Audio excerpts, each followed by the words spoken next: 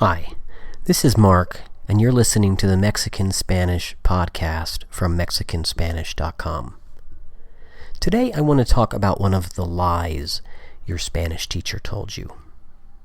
Now, at the beginning of language teaching, at the beginning of a language course, learning a new language, your teacher or your textbook or whatever materials you're using are going to present a simplified version of the language. And that's perfectly fine.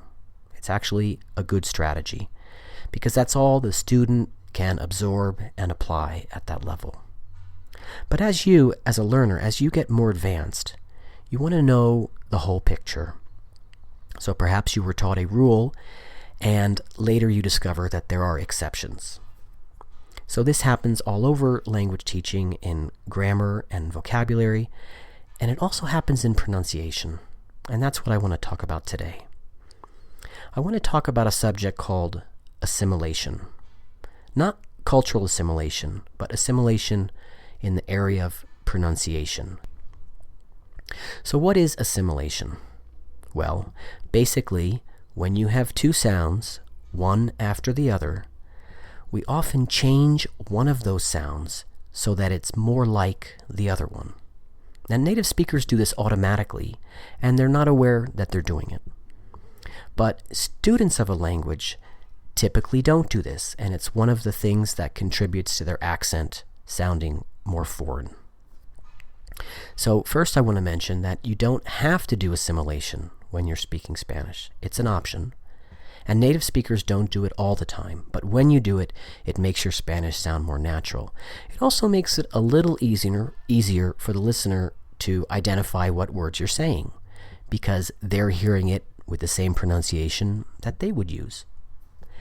And it makes it easier for you as a listener to understand, because when you hear these assimilated forms, if you understand assimilation, now you're able to recognize them more easily.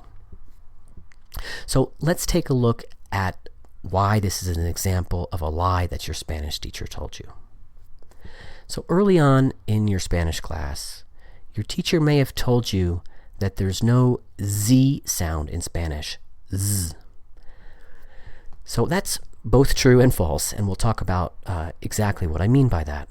So going back to the spelling, looking at the letters, it's true that there is a letter S and a letter Z in Spanish, and it's also true that in American Spanish, by which I mean in Latin America, not in Spain, we don't pronounce these letters differently. So if a word casa, house, or casa, hunt, is spelled with an S or a Z, that doesn't affect the pronunciation, at least not in Latin America. And English does have a Z sound, so many beginning Spanish students who are English speakers tend to pronounce the written Z in Spanish like an English Z, and that's a problem, and that's why your teacher might tell you there's no Z sound in Spanish. So that's good advice at a beginning level. But as you become more advanced, you want to know what the whole picture is. And in fact, there is a Z sound in Spanish that native speakers use all the time. And here's exactly when it happens. Before we get to the example, I want to discuss consonants. I'm not talking about letters here, but consonant sounds. So what makes one consonant different from another? There are three features. The first is called voicing. Some consonants like S, S, S are voiceless. There's no vibration in the throat, in the vocal folds.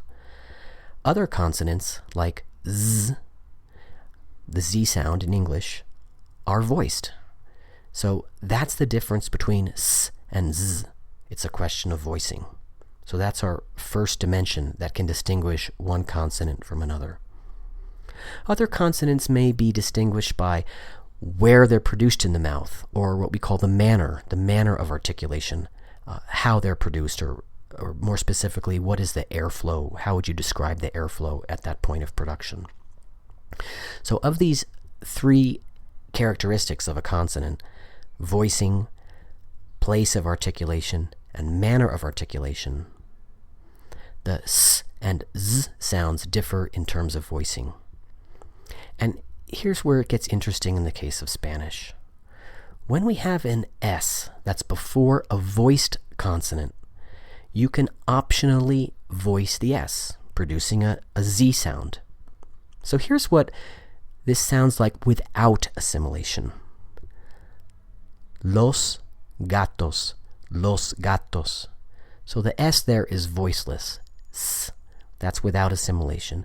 And that's an acceptable pronunciation, but it's not a completely natural one. And it's not the one that native speakers typically use when they're in regular conversation and not trying to be especially careful with their articulation.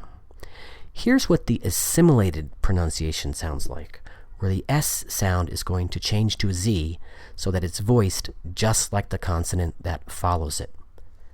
Los gatos, los gatos. So again, I'm talking about the S in the word los gatos. So it's zg, zg, los gatos.